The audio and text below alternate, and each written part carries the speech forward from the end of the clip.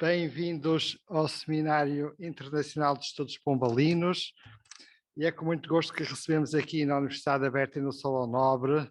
neste ciclo de seminários, a senhora professora doutora Andrea Fidalgo, que aceitou amavelmente fazer uma conferência sobre um tema que conhece bem, tanto mais que a professora Andrea Fidalgo acabou de há pouco tempo defender a sua tese precisamente sobre aquilo que foi no antigo regime o processo de restauração do reino dos Algarves e, portanto, coincidência também no período pombalino. A professora Andrea Fidalgo faz parte do projeto Pombália, a quem agradeço a sua disponibilidade para participar na nossa equipa, e atualmente é professora na Universidade do Algarve, portanto conhece o objeto, conhece bem o objeto de estudo, que é no plano histórico, mas também na vivência atual, dado que é cidadã do reino dos Algarves. Não vassala, porque hoje em dia já não se diz vassala, mas cidadã do reino dos Algarves. Muito bem. E, portanto, a professora Andrea Fidalgo também tem uma publicação nesta área, onde tem afirmado o seu percurso de historiadora e investigadora qualificada. Professora Andrea, agradeço muito a sua presença neste seminário, a sua disponibilidade para partilhar o seu saber tão fresco conosco e tão aprofundado. É um privilégio para nós, vamos aprender muito com certeza, e tenho muito gosto de lhe dar a palavra, agradecendo a todos os que estão conosco, quer presencialmente aqui no Salão Novo, quer aqueles que nos acompanham por via telemática. Muito obrigado. Muito boa tarde a todos. Agradeço muito estas gentis palavras e agradeço muito ao professor José Eduardo Franco o convite para vir aqui a este Seminário Internacional de Estudos Pombalinos, que faço com muito gosto e, de facto, sendo um tema fresco, porque defendi a minha tese há pouquíssimo tempo. Enfim, é um tema que me é caro e ainda está, obviamente, muito fresco e, portanto, tenho muito gosto em vir aqui partilhá-lo com todos os que puderam estar aqui, podem estar aqui a assistir. Eu vou fazer aqui o compartilhamento de ecrã. Ui, compartilhar. Estava-me a falhar. Portanto, eu decidi dar este tema, odiosa diferença Pombal e a restauração do Reino do Algarve, e este título já vai ficar um bocadinho mais claro à medida que eu for fazendo aqui a minha exposição, o porquê da odiosa diferença, mas é óbvio que é aqui com um tom até um bocadinho para provocar alguma reflexão sobre o Reino do Algarve e as características que estão encerradas neste reino, que são as da sua singularidade, e portanto ficará talvez um bocadinho mais explícito, espero eu, à medida que for decorrendo aqui a minha apresentação. Portanto, obviamente que este tema enquadra-se no âmbito do pombalismo e quando falamos de pombalismo, uma das características que obviamente também está associada ao pombalismo, o grande debate historiográfico é o debate do reformismo ilustrado, ou seja, de que forma é que os ideais iluministas do século XVIII foram penetrando a pouco e pouco nos monarcas, nos seus conselheiros, nos seus ministros, e se foram traduzindo também em reformas que procuraram implementar esses ideais e criar progresso. Era sempre a bandeira do progresso que está aqui presente, e portanto enquadramos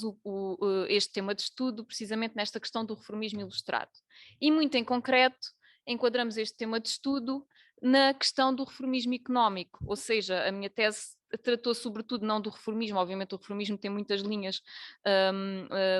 que podem ser observadas, mas muito em concreto eu foquei-me na questão económica, também por ter sido obviamente um dos domínios onde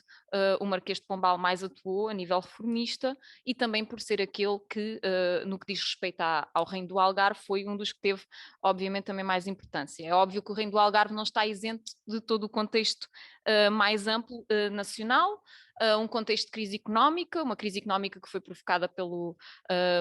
enfim, pela redução da produção aurífera brasileira, pela queda do comércio colonial, o decréscimo, e portanto estávamos num período de crise que ainda foi mais enfim, mais exponenciada pelo terremoto de 1755 e o Reino do Algarve também sofrendo muitos danos com este terremoto, integrado no Reino de Portugal como estava, enquadra-se muito neste domínio da atuação económica, ou seja, que reformismo é que vamos aplicar a esta região para conseguir potenciar as suas e aproveitar as suas vantagens económicas. Portanto, é neste âmbito que este tema deve ser observado também dentro daquilo que, que foram as linhas deste reformismo económico pombalino que foram tomadas a nível mais geral, a nível nacional, medidas de caráter protecionista, por um lado, a criação de companhias, enfim, estas medidas protecionistas que se desenvolveram em várias linhas, por um lado, criação de companhias monopolistas, através das quais o Estado reivindicava para si o controle e parte substancial do lucro da atividade comercial, o reforço do aparelho do Estado, mediante a reorganização do sistema financeiro, que culminou na criação do erário régio, em dezembro de 1761, a reorganização do comércio, portanto, o desenvolvimento das manufaturas, estava aqui a tentar diminuir isto, peço desculpa só um momento, já está. O desenvolvimento das manufaturas, incentiva a iniciativa privada, mas também ao desenvolvimento das manufaturas régias, como a seda e os lanifícios, e políticas de incentivo diversas à agricultura, nos setores cerealífero, vinícola, nomeadamente na legislação também alusiva à posse da terra e ao alargamento do mercado fundiário. Eu refiro-me a estas medidas de caráter mais geral porque a verdade é que quando vemos o Reino do Algarve ser alvo destes intentos reformistas por parte do Marquês de Pombal, todas estas características que estão muito presentes numa política nacional vão estar também muito presentes, como veremos de seguida, naquilo que foram as políticas reformistas pombalinas direcionadas para o Reino do Algarve. Ora, este Reino do Algarve, por si só, constitui um caso de estudo interessante. É a única região que nós conseguimos delimitar de uma forma muito mais concreta, porque os seus limites administrativos coincidem também com as suas características biofísicas, geográficas, portanto é uma região facilmente delimitável, quando olhamos para ela, porque ela é delimitada a norte pela serra, uma ampla serra que dificulta inclusivamente a comunicação com o resto do reino. A norte, temos o Adiana a este e temos obviamente o mar, o oceano Atlântico a sul e a oeste. E portanto esta região é uma região que em si já é facilmente delimitada e como objeto de estudo isto também facilita-nos a vida enquanto investigadores. Mas por outro lado também porque é uma região que precisamente por essas condicionantes geográficas particulares também foi a única região portuguesa que deteve este título simbólico de reino. Era o reino à parte. Temos o reino de Portugal e o reino do Algarve, ou o reino dos Algarves, quando nos referimos também aos Algarves de Além-Mar. Mas o reino do Algarve era e manteve, nunca sendo um reino autónomo, manteve esta singularidade de ter o reino simbólico sempre presente no título dos monarcas. Mas a questão do simbólico tem muito que se lhe diga, na medida em que não só era um reino simbólico, um reino que obviamente não tinha um rei, o rei era o rei de Portugal, mas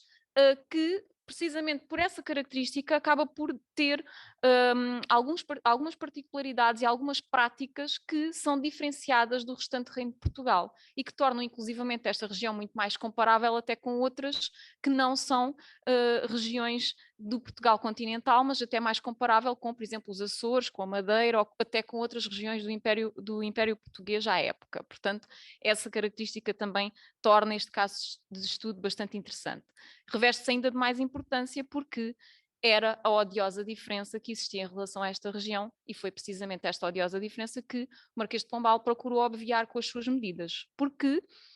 efetivamente a nível económico e a nível social existiam diferenças que de certa maneira discriminavam a região relativamente ao resto do reino de Portugal. E portanto será nesse âmbito que nós veremos agora aqui as medidas que foram tomadas. E, inclusivamente estas particularidades também causaram ou provocaram na região comportamentos e práticas sociais que também não eram muito comuns relativamente ao resto do reino. Ora, como é que nós podemos caracterizar este reino do Algarve? O reino do Algarve ainda antes da intervenção pombalina, ou por volta da época em que a intervenção pombalina é feita de forma mais sistemática. Por um lado temos um território que enfim, é pouco povoado, estamos a falar de 82.600 habitantes, o que equivale a cerca de 3,4% da população portuguesa, portanto era um território pouco povoado, porque em termos de população não representava muito, era o segundo território menos densamente povoado a seguir ao Alentejo. É um território ruralizado, efetivamente, em que a população está distribuída entre o litoral e o Barrocal, essencialmente, e muito pouca população na Serra Algarvia, em que se destacam 3 principais localidades, que eram o caso de Tavira, Faro e Lagos. Eram as principais localidades, é um Algarve que, de facto, a nível urbano, as suas principais localidades situam-se no litoral, mas à época acabava por estar bastante ruralizado, e quando falamos em ruralizado estamos aqui a enfocar um termo que era utilizado inclusivamente pelo próprio professor Romero Magalhães, que foi o grande estudioso do Algarve na época moderna, que referia à ruralização relativamente a um período áureo da história algarvia, que tinha sido o período da expansão marítima, tinha sido o período em que o Algarve tinha sido palco precisamente desta empresa expansionista e que, de facto, tinha tido uma população urbana muito mais forte àquela época. E é também uma região que, a nível agrícola, se destaca a sua principal riqueza. A principal riqueza algarvia é a riqueza que a terra produz, como de resto também não seria novidade noutras regiões.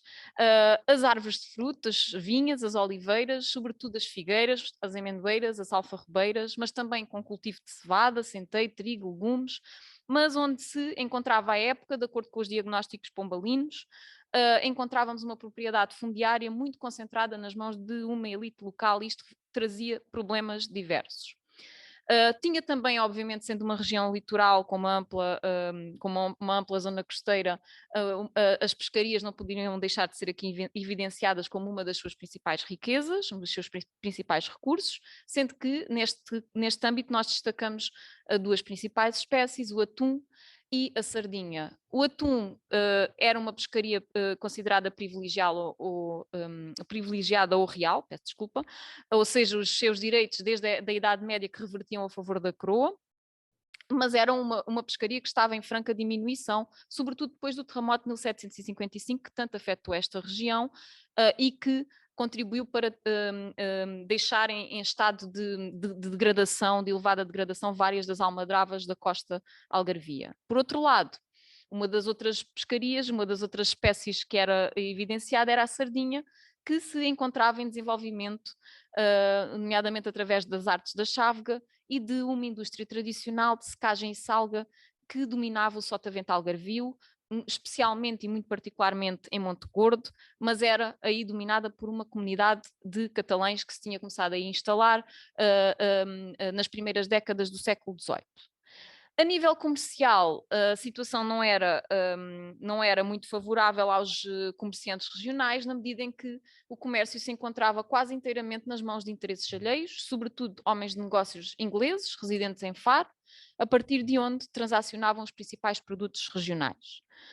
Era um comércio marítimo ativo, ainda assim, era um porto de terceira importância a nível nacional, não era um porto de grande importância, mas ainda assim estamos a falar de um comércio ainda bastante ativo,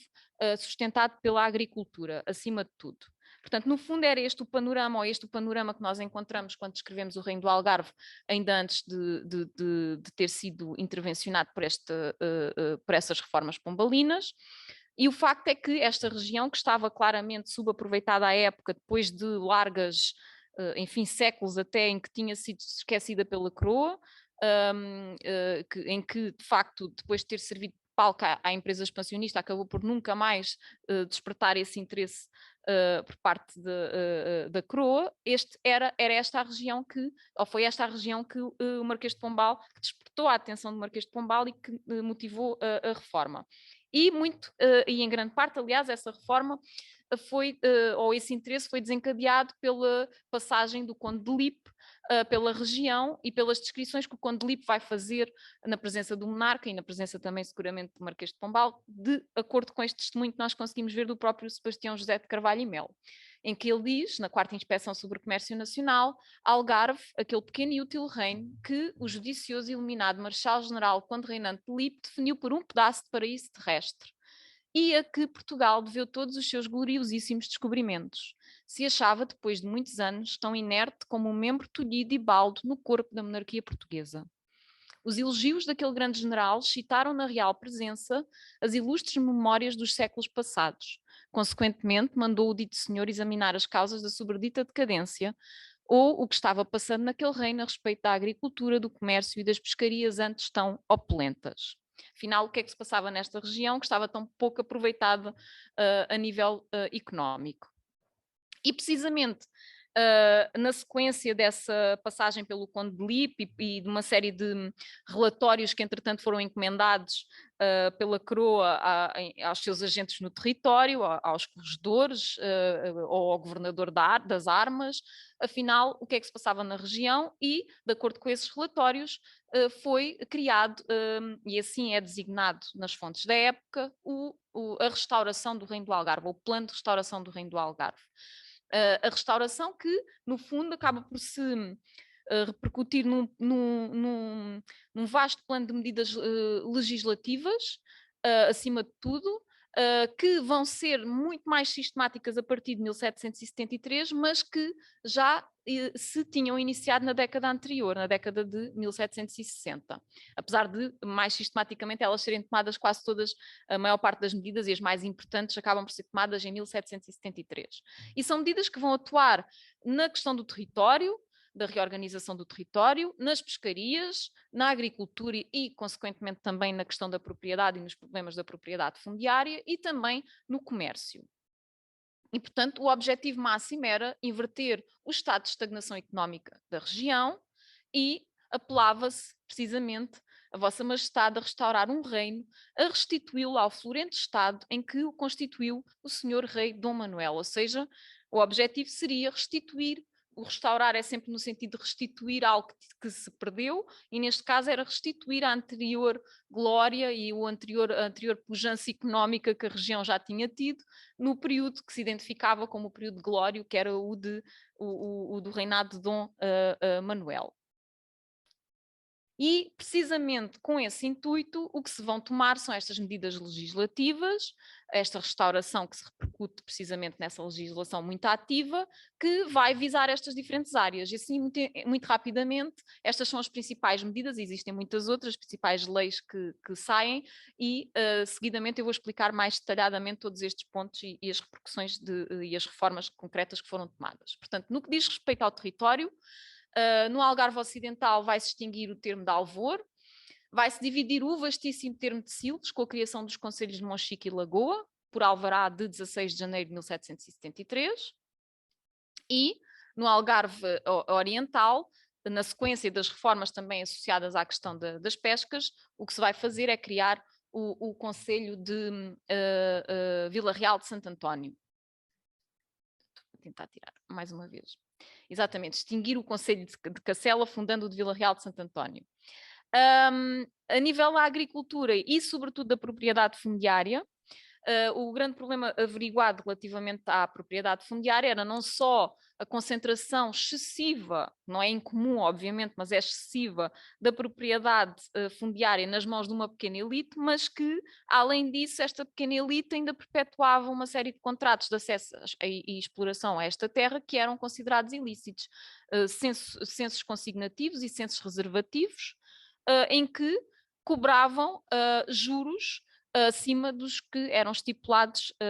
aliás, até chegavam a ser o dobro daqueles que estavam estipulados por lei. E, portanto, o que se vai criar é, logo na década de 60, 1766, uma junta que tinha por objetivo averiguar os foros e os censos usurários do Reino do Algarve. Sendo que esta junta não surte logo os devidos efeitos e vai ser reinstituída também por alvará de 16 de janeiro de 1773. Ora, a nível das pescas, uma provisão de janeiro de 1773 vai reduzir os direitos do pescado a 2 dízimas e aumentar para o dobro os direitos pagos pelo pescado que fosse exportado fresco para fora do reino. O objetivo era que não saísse esse pescado, que esta comunidade de catalães não fizesse com que aquela pesca tão rica que se fazia no Sotavento Algarvio saísse de Portugal para ser explorada e para a ser transformada na indústria tradicional de seca e secagem da sardinha fora de Portugal. Portanto, o objetivo era fomentar essas pescarias na própria costa algarvia e que os seus lucros revertessem também para Portugal e não para fora do país. 15 de janeiro de 1773 é constituída a Companhia Geral das Reais Pescarias do Reino do Algarve, a última das companhias monopolistas pombalina, que vai garantir o controle e intervenção do Estado sobre os peixes considerados privilegiados, a corvina e o atum, e acima de tudo o atum, que é a principal riqueza da região. A nível do comércio, a 18 de janeiro de 1773 vão-se isentar os grãos, farinhas e legumes dos direitos de entrada no Reino do Algarve, mas sobretudo, e é aqui que eu vou